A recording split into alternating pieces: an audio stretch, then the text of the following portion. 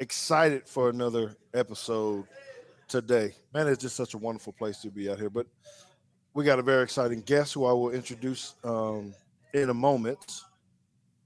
But there's something I want to hit on. I teased on it on Twitter. If you guys aren't following me on Twitter, please look me up at Teague Football on Instagram at Teague Football. You can find JT at Bama J13 on Twitter.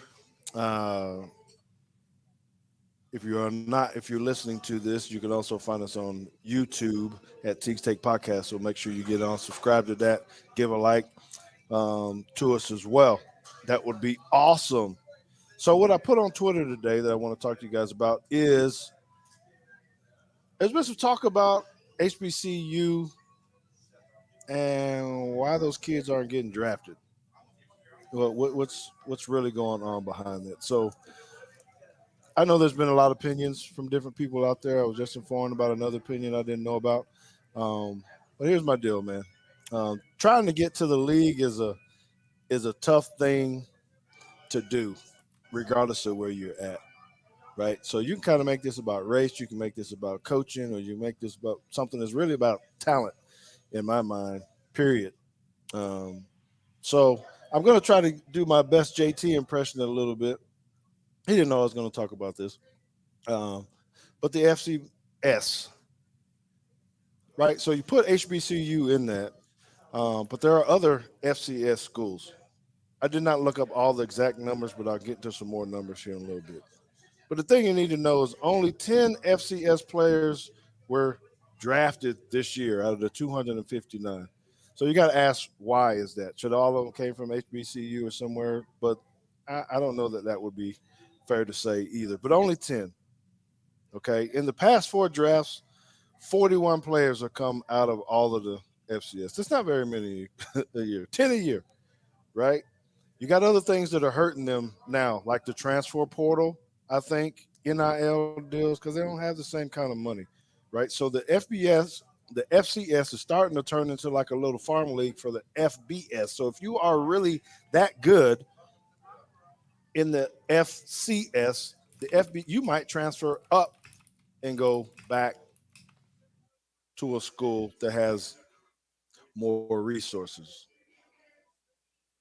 So my one little thing is, I wish I could sing you guys because I would say it must be the money, but it is TV deals, all kind of things that are happening. Listen, I was recruited by Alabama State and the University of Alabama. You say what you want to, but it wasn't even really an option. I wasn't going to Alabama State. So some people might look at that and say, well, but you know what? JT and I coach at a school here in Plano where HBCUs don't even come to our school. When I was the head coach, I was calling every single one of them. There were kids that wanted to play for them. They didn't even come. Didn't even come. Didn't even stop by 900 Court Road to come see any of our players. Now, why is that? How am I going to help them get the dudes that we had on our team at our school? They didn't have an option. They wouldn't come by. So it takes a lot. The FCS can produce a lot of NFL talent. 17 guys went to the league on unsigned, uh, what do you say? What I'm saying? Undrafted free agents so far, right? So here's the deal. Let me put it down in perspective because this always blows my mind just as a professional athlete. And this is from the NCAA report: 73,715 athletes in 2020 in football. Draft eligible from that 16,380. All right, if you go back to the 73,000 people, your chances of getting drafted, meaning you fitting in that 259.035% chance of you getting drafted. Man, that's crazy. So if you do become draft eligible, you're not hurt, you didn't get kicked out of school or whatever, you're good enough to do it. 16,000 people are eligible to be drafted. 259 get picked. That means you got about a 1.5% chance to be drafted. it's just for football. You look at other sports, baseball, pretty high. You almost got 10% in baseball, but men's basketball 1.2, women's basketball 0.87, ice hockey low. So I don't think we should be listening to words of what Dion is saying or whatever if he's trying to, say something unfair. I think we should just look at the numbers. And when you look at the percentages, your chances of making it are very, very slim. And when the best players are in the FBS with the nicer facilities and bigger stadiums, they just attract a different kind of person. So I don't think it's anybody's fault. I don't think it's a HBCU fault unless they're just going to recruit better and give some guys a chance to do it. So that's my run out. I do appreciate it very much. I want to go ahead and bring in JT first, if he can do that without bringing our guest on, because we got a very Of special course I guest, can, JT. because I'm a Okay. show. I'm a beast at running the show and doing production. Well, and I do appreciate it because I don't know what the heck you're doing at all. I just get to sit here and talk. He gets to do all the work. He got to talk and produce, right? But we got a good person on tonight. I like to call him a friend, um, sometimes a mentor as well. We've done a lot of work together. But this gentleman is a winner. He's a family man. He's a football coach. He's a high school football coach in New Mexico at Taos High School. He is the winningest coach in Taos history. Currently holds a record of 55-30. JT, this dude went 10-12 last year 10-2. and had 10-2, but all road games, no home games. We got to figure out how that happened, right? He won the state championship in 2018. He's a 4A classification out there. He's coach of the year, obviously, during the same time. He actually played college football in New Mexico at the 1 year in the Military Institute, and then he went over and played at Highland University. Uh, then was able to go coach in college for 7 years at the Highlands as well. Then he became the head coach at Taos. Married to a beautiful lady. Her name is Chloe. He's got Trey with him as well. Let's welcome in our guest, Coach Art. Come on in, buddy. And I don't know how to hit a applause button. There it is. There we go. Hey guys, appreciate you guys having me on, man. Hey, first off, Well, nice seeing you guys. well, I Yeah, good to see you appreciate it. too. It is good seeing you. And for the people in the bar that can't see you right now, it's always weird seeing you in your high school um, gear because it looks like Clemson. I mean, That's and people get intentional. confused. Oh, Yeah, I you're don't think so. here. It is. But did you pick the mascot of your school too? Now that I'm looking at it with them Bengal stripes, did your wife have some influence you with that? Hey, hold on, that just hit me. Yeah, I got the paw and the Clemson stuff because my uncle Ed played at Clemson uh, in '79. He played in the Gator Bowl, Wendy Hayes' last football game actually. And from there, I just, I was hearing about the stories of my Uncle Ed that my dad used to tell me. Just really got me infatuated with the pod. Just how they went about their stuff at Clemson. And then when I got the head coaching job here, I just thought I'd adopt it. And I've always followed Clemson. Coach Sweeney. I know he's your ex teammate from Bama and stuff, and everything what they're about. Just always intrigued me. And then yes. The Bengal stripes really was influenced from my wife when we went to the Super Bowl. When the Bengals played the Rams, we were at the NFL shop moseying around, and I saw this matte black helmet with orange stripes, and I said, "Well, I guess I'm gonna have to do this one." And then, and I don't know how I swung it by, but our new end zones now have the Bengal stripes in them. Okay, so Are y'all Bengals or Tigers? What's the deal, bro? Tigers, but Tigers have stuff, right? That's what, I don't get it. I don't get it. But that's what happens, JT, when you're confused in a lot of ways, because I have no idea how I became a 49ers fan. Because I know his dad's not happy about that. Nope. So, man, can you give us a history of why you even got that jersey hanging up back there Oh yeah, on well your yeah, just screen? because I think you guys are kind of afraid of that over here over there in Dallas. Oh Yeah, gosh. Who is All that? pro Fred, all pro Fred. No, actually, you know what? To tell you the truth, I was raised a Dallas Cowboy fan. There's actually pictures of me in a Tony Dorsett, little helmet and get up and stuff like that with me and my cousin Eddie. And my dad tried to brainwash me at an early age. But I watched the Super Bowl, the Bengals Super Bowl with the Niners, and actually your friend Chet was playing.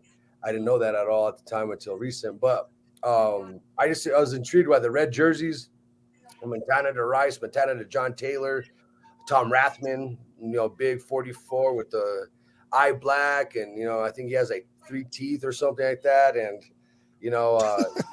Just really dug the way they played the game, and just hearing about understanding that my dad was a football coach, and then seeing Bill Walsh and drawing up on the board, and I would watch all the 49ers stuff, and see my dad do the same things. I was just like, wow, this is awesome, this is cool. And so I did have to give the Cowboys the stiff arm on that one, but so yeah, since the 80s I've just been infatuated with the 49ers, even through the ups and downs. Well, first of all, I need to go back because you said you had a family member named Cousin Eddie. Yeah. I always think that's fake. You hear Cousin Eddie. That sounds like that's some made up person. Oh, yeah, I spoke to my cousin Eddie. We all got a cousin Eddie. Okay. Well, here's another interesting fact. All right, so there's Yeah. my dad. All right, Art Senior. I'm Art Junior, and then there's Trey, Art the third. Well, on the other brother of my dad's, well, there's my grandpa Edward Leland Abreu Senior, Edward Abreu Junior, the one that played at Clemson, and then Eddie the third, that was a very dominant athlete here in New Mexico. Okay. I still don't believe it. That's the first time I heard you talking about the Eddie side of your family, and I've known you for a while, so whatever. Hey, well, just a fun fact, just because we're talking about the thirds and whatnot. Uh, if you watch the NCAA tournament, there was a player that played for Arkansas. His name was Ricky Council the fourth, and it was already kind of just strange because you see Council the fourth on the back, and you're like, nobody ever has an IV on the back. But then what I found out was that his dad is Ricky Council the first. Huh? He has two older brothers, both named Ricky Council. So he has pulling Ricky the Council, the dad. The first son is Ricky Council the second. The second son is Ricky Council the third, and the third one is Ricky Council the fourth. I thought so that was wild. he's pulling a George Foreman, and all his kids, all six of them George Foremans or something like that. I wouldn't do that to you, That's though, insane. JP.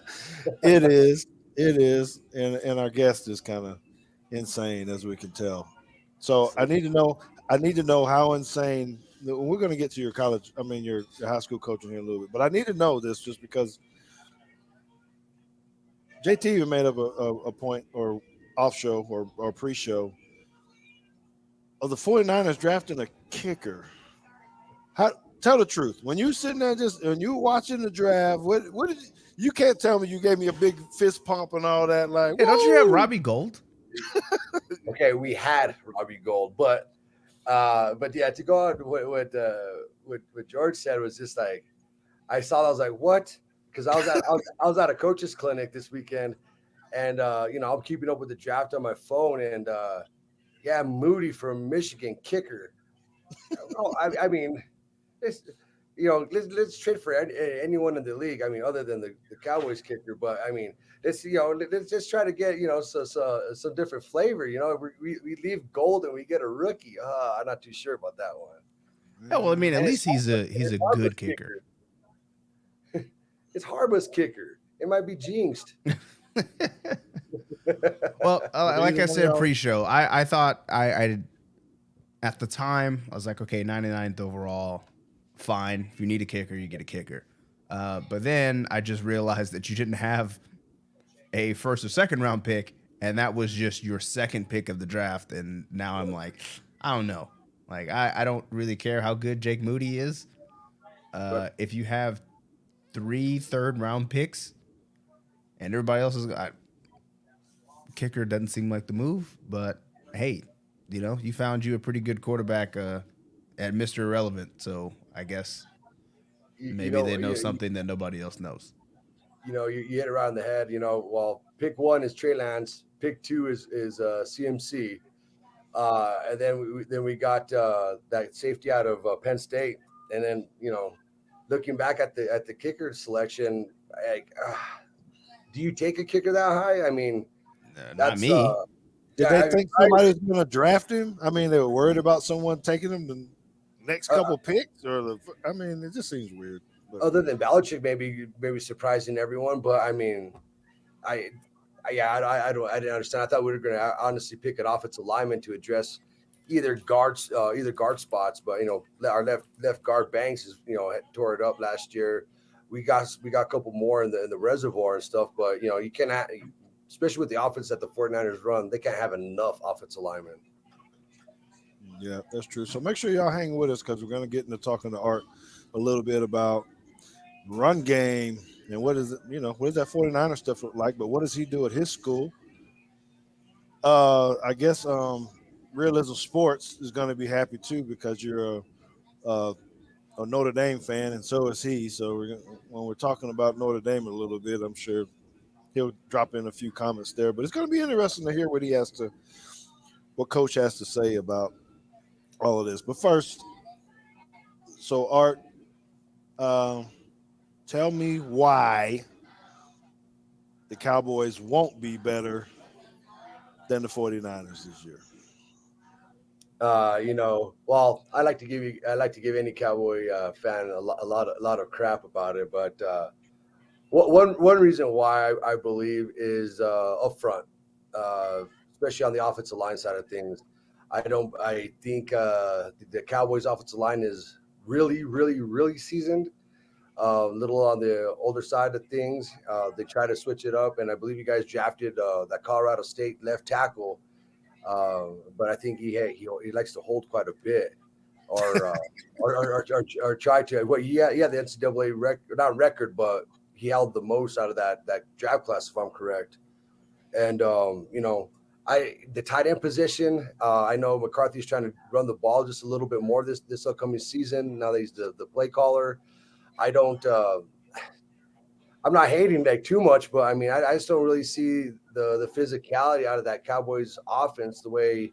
I mean, I know my dad would like to see it, you would like to see it, or any other fan would like to see it. Of clock management, not necessarily 4 yards in a cloud of dust, but progressively moving the ball down the field and trying to punch it in and take the win out of the cells, either first or second drive of the games. And the 49ers are the 49ers. um, you know, they're all I've learned to trust the process when it's coming to from Shanahan and Lynch. So just sit back and I mean, if the kicker was the on the board and that was what the plan was to go with, and the entire time, don't veer from it.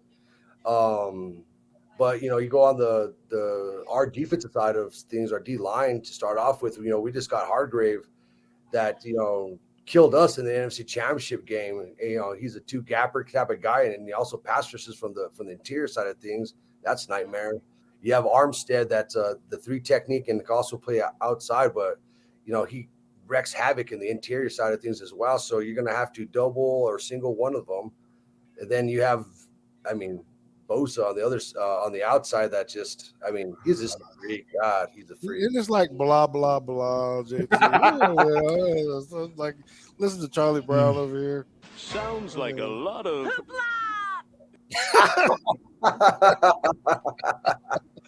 There we go. Good Lord, man, you talking about just Homer? Well, I gotta admit though, me and Coach Art, we have friendly wagers. I don't know where we're at. What the record is? I'm probably we're Ofer. probably even. No, All right, well, so the Cowboys games, but we bet on Notre Dame and Alabama too. Oh, so it might be even. So yeah, so well, how about this? We did a double or nothing on that Bama game, and I lost everything. yeah, Two W's smash. worth.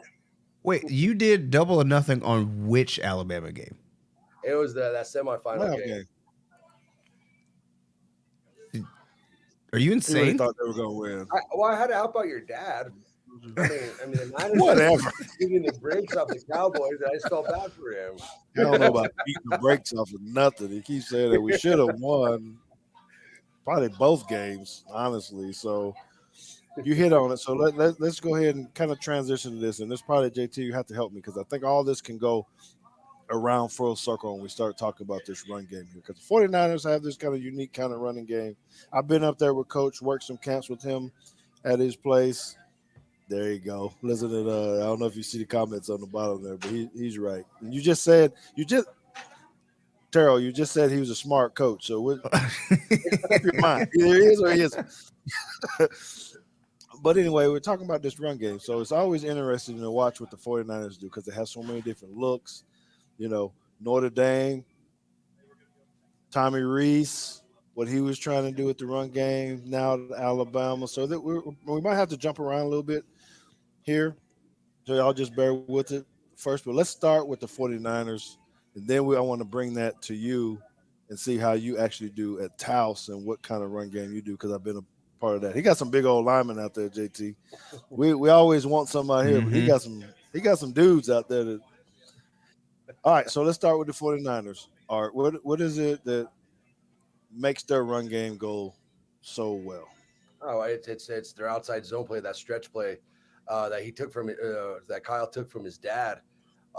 Everything's predicated off that outside zone play. I mean, his first play of every game primarily is either a stretch or it's going to be a toss right, toss left, and based off that, he starts getting those defenders to start flowing over the top very fast. And then after that, he starts mixing in, his intermediate stuff, in between the C gaps and B gaps, whether if it's same side play or if it's going to be some sort of cutback stuff to where he's making linebackers stay true to their gaps, whether if it's front side, under, backside. And then he starts adding formations and motions to where, counting on different sides depending on where the motion is going. People are having to do math while trying to play defense. I understand defense they're not dumb.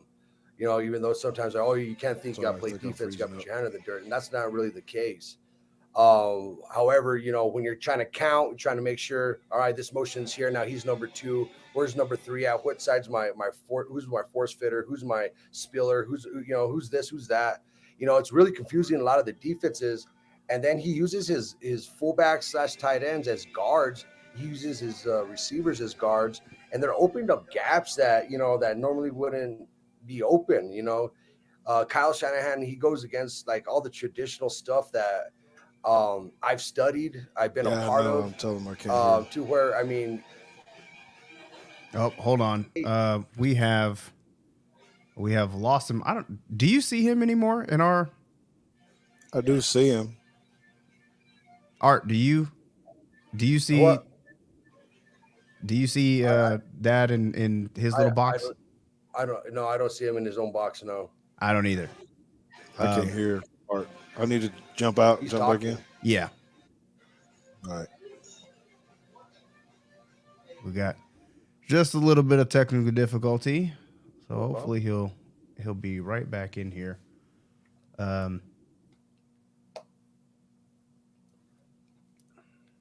Let's see though. So, if you're saying that he starts the game with there he is. But if you're saying he starts the game with outside zone, Yep. just about every game,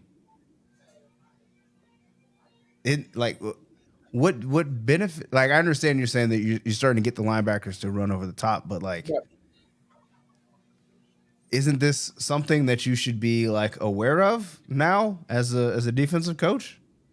No, 100%, 100%, JT. But he doesn't only do it first play of the game.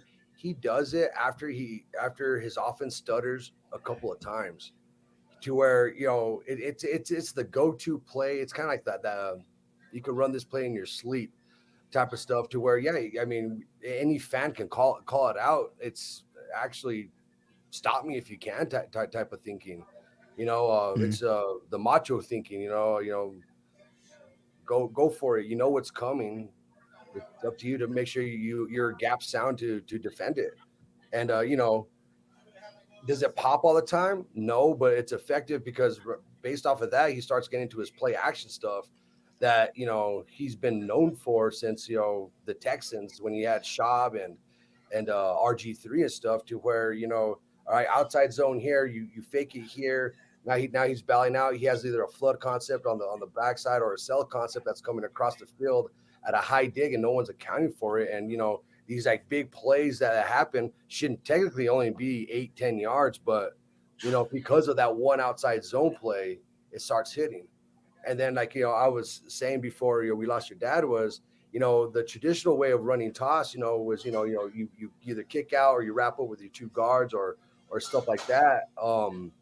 He started extending the gap with that fullback and having the fullback extend that gap and then going up and leading up on a safety.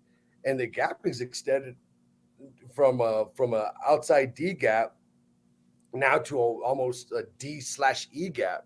And it's very interesting to see how his mind works when it comes to that stuff.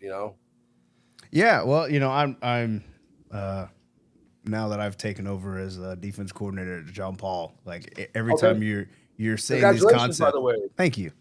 Every time you're talking to these concepts in my mind, I'm like, okay, yeah, but how would I teach my kids? Not necessarily at the NFL level, obviously, but just Yeah.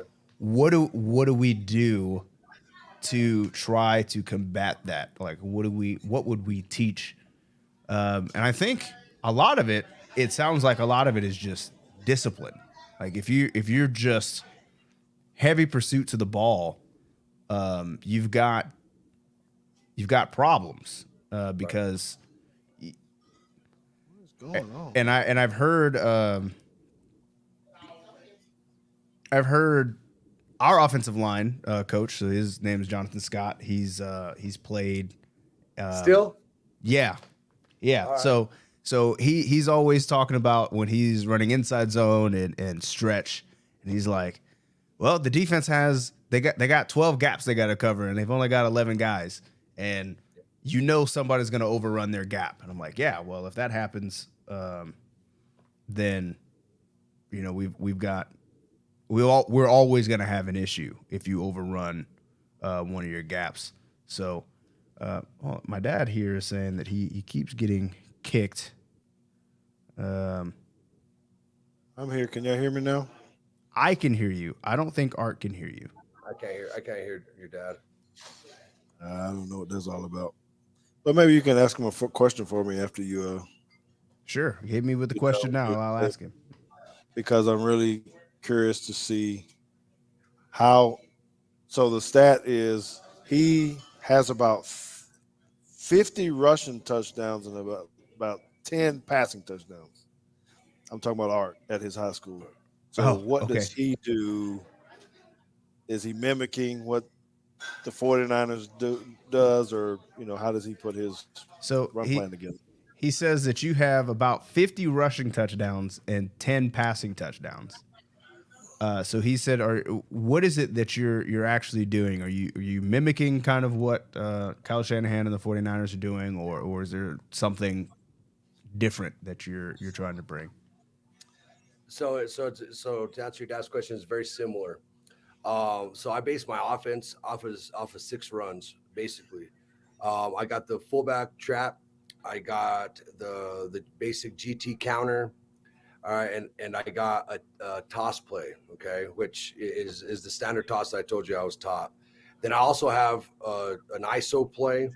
I also have a lead play, and then now I've incorporated kind of like dash and bash concept in a sense. I still label it counters, but I do all that stuff. And yes, so yes, I do it kind of like Kyle Shanahan. I've studied him. I mean, extensively. Not only is he coaches my favorite team, but I legitimately love his school of thought. He runs a lot of 21 personnel. It may look like it's 10 personnel, but it's actually 21. But yes, I mimic a lot of the stuff I do. And what I really got from Kyle Shanahan was formations in motion. You know what I'm saying? And then the way I think about it is you're asking high school teenagers to really stay, and I'm going to use your words, JT, really stay disciplined and gap sound. I mean, they have a hard time showing up to practice on time. Right. Yeah. You know what I'm saying? And I'm not hating on no coaches or anything because, some of the coaches I go against are top notch, man. But you're asking high school kids to legitimately stay gap sound when they could barely turn in their assignments on time or barely remember what the dress code is of the day. Well, I'll tell you what, when you're talking about trying to get teenagers to stay gap sound, one of the issues that we had was, but then you also have the same issue of the gap closes and you're telling your linebacker, hey, you're responsible for a gap. So then what I found a lot last year is that our linebacker still putting his face in a gap, and a gap is shut down. There's a big pile and ball bounces outside and he's nowhere to be found. And you're like, yo, what happened? And he's like, well, I had a gap. So what we've actually started doing this year is I'm not telling my linebackers that they have gaps. I've been calling it fluid fits. So we draw an umbrella on the board, we call it the umbrella principle, and say, hey, if you're under the umbrella, you're a spill player. End of story. You're always a spill player. And now we just tell the quarterback, or not the quarterback, the linebackers, your job is just to fill open windows. If window opens, run through it. Window's closed, look at the back, see which way he's going, and find an open window and go close it. And we'll see how it goes this season, but I'm hoping that eliminates the need of hey, you have C gap, and if the defensive end gets chucked and he's no longer in his gap, and I don't want any of that anymore. Just find open windows and close it. So I hope, if we run across a team that likes to do some inside zone or outside zone and things like that, we will be more cognizant of just where the ball is going and trying to fill open windows, whether it's A gap or B gap. And if we start getting busted, we'll have to figure out something else. But hopefully that causes less confusion. We can be disciplined by giving them fewer rules to try to follow. Just trying to adapt every year to accommodate your team. That I think you're spot on. You just got to find the niche that whatever works. Because what I did year one and what I'm doing now is night and day. What I did when your dad was here with me at these camps. I mean, I think George would put a smile on his face if he showed up to my practices now and see me in empty and still running my trap, still running my counter out of it. Just adapting in certain ways. Just try to create numbers and mismatches really all over the place, whether if it's run or pass. So you're running empty. You're running trap. So you're just running trap with the quarterback at empty. Oh, okay, yeah, trap with the quarterback, and also I motion guys. We do a little bit of or orbit motion ish, not the full way, and we're hitting it at an angle. So we would be trapping the 3-hole. The what? I said it's almost like a wing T principle, kind of, sort of. Is that what you're saying? Kind of, sort of. Yes, sir. Yes, sir. Mm-hmm. Yeah. See, that's he's why we have Cowboys in our package now for those kind of things. So they come out and empty and try to do some weird stuff like that. Nobody knows what to do because everybody's standing all the way out here. Yeah, no. I don't know, because this year, and your dad gave me a lot of credit for the size of linemen we have. This past year, we didn't have the quickness that I was used to having, and or that push and drive. So I had to create ways how to pull guys and get to my things that I like to run, usually out of 21 personnel or 23 personnel, and just spread it out just a little bit more, and it ended up working. And I really, really took a liking to it. And so I just been studying it this whole entire off season. Just what do they do here? What do they do there? How does how does Lincoln Riley run the ball when he's just so pass happy? And yeah, a lot of this stuff reverts back to just either fullbacks and guards pulling, tight ends and tight ends and tackles pulling, stuff like that. I need to get to my center pulling, and once I get to that, I think we played a team that did that. That was like the most that. How do you? Because now it just messes up everything. You're telling your linebackers to read the guard, and then all of a sudden the center is the one that's pulling and kicking people out. And so let me ask you about this, because I saw this, and I don't know, maybe you did watch the game, maybe you didn't, but it was Baylor TCU. It was the one where Max Duggan and company didn't have any timeouts left, run out there, kick the field goal as time's expiring, their fire drill. But Baylor was abusing linebacker reads by pulling both guards one direction, and in mid-pull, they would turn around and go the other way. So you'd see pull, linebackers, they're both scraping quickly to get over there, and then they just like abort the pull and pull back the other. And that was one of the wildest things I've ever seen. It's creative because I've never even thought about that. But like, can you tell me like what kind of guards do you have to be able to pull like that? You got to have some dancing bears, man. Professional one. Yeah, exactly. My buddy, he's a special teams coordinator for Sam Houston State right now, and he worked for a man at Midwestern State in Texas, and they would just work power all the time. And I guess his one group wasn't pulling right, or it's too slow. God dang it, we'll never gain a yard. We got to have some dancing bears out here with some athletic feet, stuff like that. And to go on like that, you're gonna have some athletic people, athletic guards, not those fat slobby guys that some people think that linemen are. Linemen are athletes too. They're skill players too. I mean, look at what Dallas is. I mean, he's a little older now, but Smith, I mean, he takes off his shirt, he's jacked. Trent Williams, he's jacked. Tyler Lewin, jacked. These guys, Martin, jacked. I mean, they're very athletic. And to call those plays as an offensive coordinator with with time running down or in the heat of battle, I mean, I haven't got to that point yet. And if I do, I'll let you guys know. But that's some guts right there. Go one way, then come back another. Oh yeah.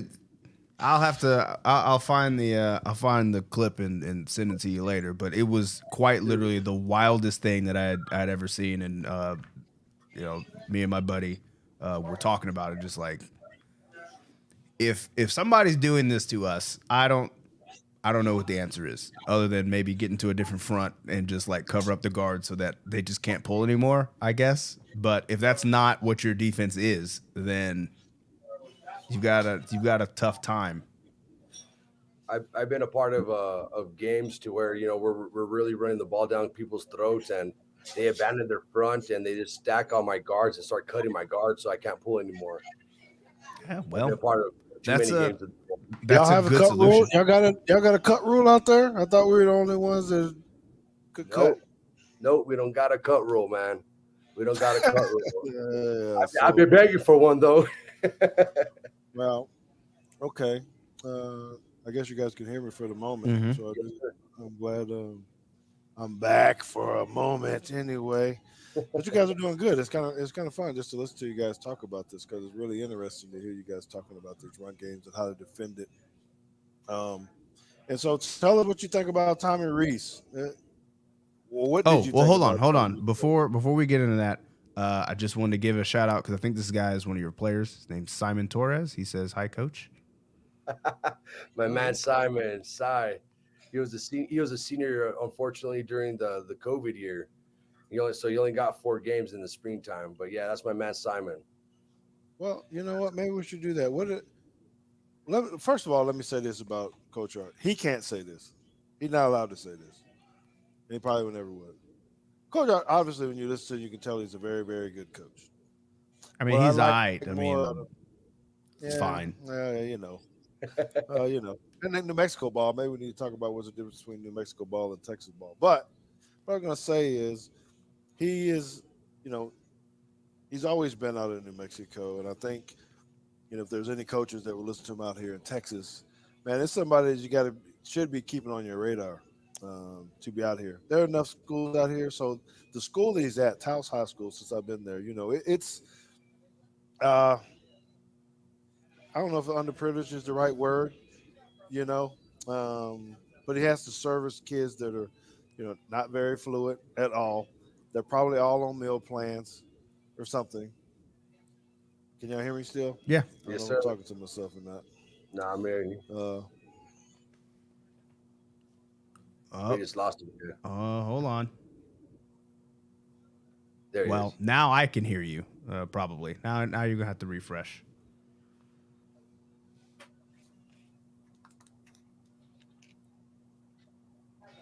Okay. There you are, George.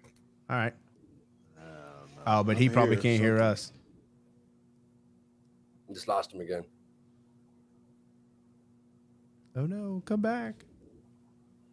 Well, I mean, I guess we can until he comes back. I guess we can talk about Tommy Reese because Terrell, our resident Notre Dame fan, says we were stealing. We have everything else already. So, Yep. oh, okay, he's There here. he is. I see him Meal blinking. plans. Yeah, I'm sorry about that. I don't know what you're talking about, but I'll make it real quick. Basically, someone needs to give him a shout out here. He works with underprivileged kids. He's able to mentor them, put together a great football team, even when they're, may not be stacked the way we are out here sometimes. You hear him talking about this, winning games, winning championships, and man, it's hard. We're spoiled out here at JB2. We got these big old weight rooms, and his weight room is nice, but it ain't like ours, you know. And he's seen ours because he's visited here. But there's so many places I can think about in just the type of population that he could fit in here, in the Valley, in Dallas. If you're worried about a coach that needs to be able to fit with a certain type of kid, this is that kind of guy. He can go out to shoot. He could coach at a Gunner High School or out in Maybank. All these little places out here where there's all these football teams. If he ever got his foot into Texas, I think he would rise up and end up being in a very, very, very big program, just because of the background that he has. So there's my shameless plug for you, Art. Appreciate you, my man. He has the college experience. Now he's working with he's stable, family man, all that kind of stuff, and obviously he's really dedicated to the kids and his shoot. I was there with them, man. We were packing up chocolate milks, bananas, peanut butter jelly sandwiches, or whatever to go on our 7-on-7 trip. Yep. I don't think it was Las Vegas. See, I always get confused out there, JT, because there's a Las Vegas in New Mexico. Oh my god. Well, it's just like there's a Paris just everywhere. Yeah. I was actually born in Las Vegas. Yeah. Yeah. So he kind of threw me. Oh yeah, we're going to Vegas. I'm like, what the thing? Yeah, it's gonna be a long bus ride. I'm right. I'll take the bus ride, man. Not this Vegas. But anyway, so I appreciate you, gonna, George. you Thank guys keep. I know you got.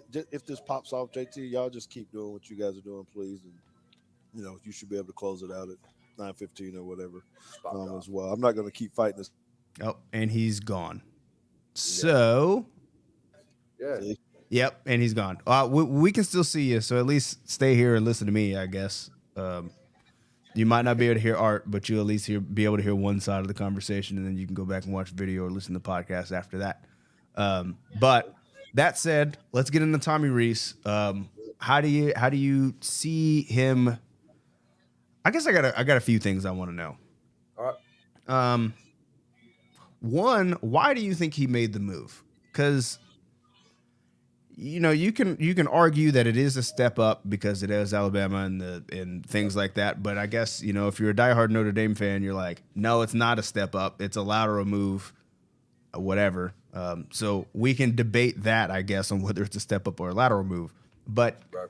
the fact that it's even debatable, I think, is what I'm trying to get at. We're like, what do you think ultimately made him decide to move? Because at least it was reported that Brian Kelly had asked him to come down to LSU, and he was like, nah, I don't want to do that. So what changed? Well, I mean, a lot of things. Okay, so when he first got that job with Brian Kelly, obviously he was the quarterback there for a while. Excuse me, moved his way up to the rankings and got that OC job. And his first quarterback was Ian Book, if I'm correct. And I mean, Ian Book was a dual threat type of guy that could use his legs and hurt you and stuff like that. So calling an offense, some of the stuff that he was calling was actually covered up, and Ian was just making plays happen. Now, was that 100%? No, not all the time. Some of the concepts were popping. The run game was popping, especially late. And that was the year where they beat Clemson. When they beat Clemson, that'd be at a night game at South Bend. And so when Brian Kelly left, I was not surprised whatsoever that only one staffer went. So if you look back and you listen to Robert Saleh, you listen because Robert Saleh was also the defensive coordinator for the 49ers. So this is how I know this one. And also LaFleur. What LaFleur's at Green Bay? Mike? Mike. No, Mike's the brother. Mike's the brother at the Jets that just got fired. My gut said Brian, but I don't know. So it's the head coach of Green Bay. So those two guys were actually GAs under Brian Kelly out at one of the D2 schools. And this B2 school was in Minnesota, if I'm correct. Don't quote me on it 100%. However, the story goes like this.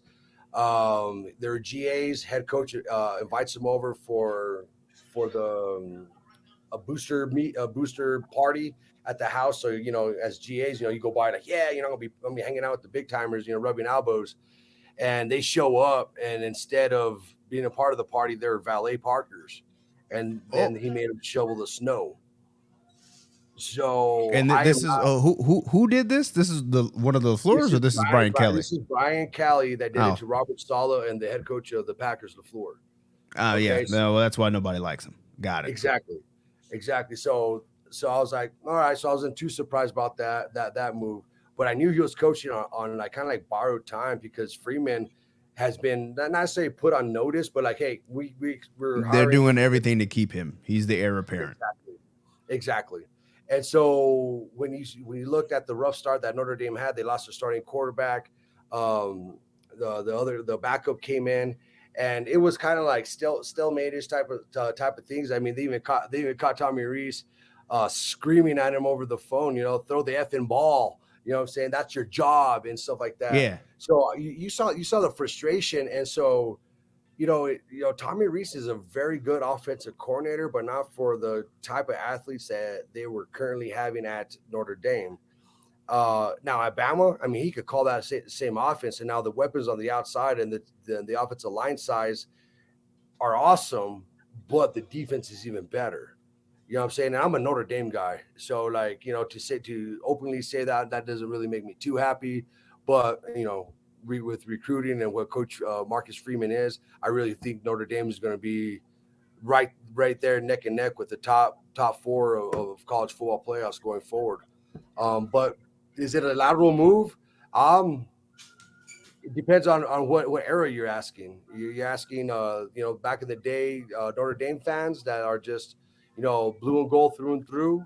I don't think that's fair because Tommy Rees doesn't coach in that era. He coaches today. Okay. So, all right. So if you're asking me personally, yeah, it's a lateral move. It's a lateral move. No. The only reason I would say no is it, and it kind of ties back into his run out earlier when he was saying the chances of you getting drafted. And so here's my math guy nerdy thing. The numbers that he gave were accurate if you are getting drafted at random, because that is the percentage. If you're just drawing names out of a hat, then yes, that is your percentage. Your percentage can go up depending on where the school that you're at, and it can go down depending on what school you're at. And I think that if Tommy Rees has NFL aspirations, what better coach than to go to than the dude who routinely just sends dudes off to offensive coordinator and defensive coordinator positions in the NFL. That's just what he does. Bill O'Brien, like, everybody hated Bill O'Brien when he was here, and somehow he's still an offensive coordinator at the Patriots now. Steve Sarkisian went from being the Washington coach to being drunk at USC to being fired to coaching one singular game at Alabama, and then gets an offensive coordinator job for Atlanta and goes to the Super Bowl before then being fired after the next season when Dan Quinn gets let go, and then he comes back and now he's, so it seems the situation on which I don't think he plans on being at Alabama forever. But I think that if your aspiration is to move up somewhere, that's the path. That's the next progression. I mean, you can look at Lane Kiffin and see how his career was until he got to Mike Locksley. Yep, Mike Locksley. Like, I don't know. The joke is that Nick Saban runs the clinic for coaches who don't coach so good. Not saying that Tommy Rees can't coach, but if Charlie Strong can get fired at Texas, go be an analyst for Alabama for 3 years, and then go be the defensive coordinator for the Jags, I don't see why Tommy Rees would be like, yeah, I'm passing on the Alabama job as long as Nick Saban is there. I mean, I could definitely see what your argument is, and that's probably maybe what my I guess what I am not happy with, and who am I to say I'm not happy with Notre Dame, right? Mm-hmm. But at one point Notre Dame was thought about in that sense. They could recruit with the best of them and retain them. You know what I'm saying? Yeah. And put them out as well. What really rubbed me wrong with this offseason with Notre Dame was that they were all in on the Utah offensive coordinator, and that was Marcus Freeman's dude. And when coaches start saying that's my dude, that's someone. Yeah, that didn't seem kosher. So, like, what really happened? Because I know the AD said that he sent him an offer and dude turned it down, and the dude's like, no. Notre Dame didn't want to do the buyout for his contract at Utah. In which case, I mean, you and I both know what Notre Dame makes at probably one Saturday game to pay for. Exactly. For that buyout. Yeah, especially since they got their own TV deal with just them. I'm sure they can. Right. Hey, NBC, can you throw me some money for 30 seconds? I just need to make this quick move to make us more money. Yes, so that we can be better, so that we can bring more eyeballs to NBC. Yeah, whatever. I don't know what all that's about. But okay, so prognosis for Alabama's offense going forward. This is an offense that many people are thinking we're going to take a step back because we've been spoiled. We've had, we had I'm gonna call them game managers at quarterback. Greg McElroy, AJ McCarron, Brody Croyle, and then you get to Jalen Hurts, who's kind of like the first foray into quarterback stardom. So you get Jalen Hurts, and then Tua, and then Mac, and then Bryce, all of which got drafted, all of which went drafted high. Yep. And then you're looking at this quarterback group, and you're like, I don't know if we have a third-round quarterback right now. And depending on who you ask, do we need it right now with all the other weapons, especially with Tommy Rees coming in and reestablishing the run game, because Bill O'Brien, by all accounts, couldn't do that. What do you see Alabama's offense looking like with Tommy Rees? Well, before I answer that question fully, so I've been keeping up with Alabama's offense for quite some time now. I had a buddy that I worked with at New Mexico Highlands, Alex Mortensen, that was the offensive analyst for Bama, and he worked directly with all the quarterbacks you just rambled off, man. So like to hear the progression throughout the offense and like it's not even progression because it like I don't know, JT. What do you think? Is it called progression when you're changing offensive coordinators every other year, or is it just a change of socks or a change of underwear? You know what I'm saying? Yeah, it's what is it called? The ship of Odysseus. You change one part. Is it the same boat? And then you change another one, and the next thing you know, you've replaced all the parts of the boat. Is it still the same boat? Yeah. I don't know. Couldn't tell you. Okay. You know what? Okay. Fair enough, man. But to really answer it, it's just I think this offense is gonna start seeing a little bit more heavy run, kind of like what we used to see with and help me with the names, Trent Richardson, if I'm Yeah, Trent correct. Richardson, Derek Trent Derek Richardson. Henry, Yep. Bo Scarborough, Josh Oh, Jacobs. Big Bo. Yep. Yeah, Although I mean, we're gonna start seeing that stuff again and again because Tommy Reese can recruit those that running back position. He the Williams guy that we had last year. I mean, God, he's so good. Then we have number 25. He's also a burner and very, very tough in between the tackles. So I do see a progression with Alabama's offense. But also I see a lot of more play action and then a lot more vertical threat. I should say a lot more. I shouldn't lie because Tua and well, Mac. yeah, Tua and Mac didn't have a conscience, which is good and bad. Tua can throw an interception.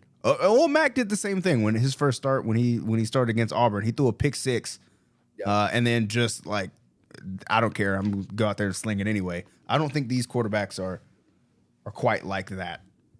Yeah. They've got athletic ability. They are Ian Book Esh to me. Okay, yeah, no, They 100%. But what's going to make what makes this offense going to be so great is how great Nick Saban does in recruiting defensive Mhm. players. I mean, no matter if you score 3 points, I mean, you're still winning that ball game by three. The defensive lineman that he recruits and all that stuff. That's what helps out an offense. But to go back on Tommy Reese, I mean, you're gonna see that run game be hammered down and probably force fed to the Alabama fans, to the point where you're gonna like it or hate it. I mean, there's only Well, two I ways think to go. that's what Alabama fans want. Well, Run the ball is something that we say quite often.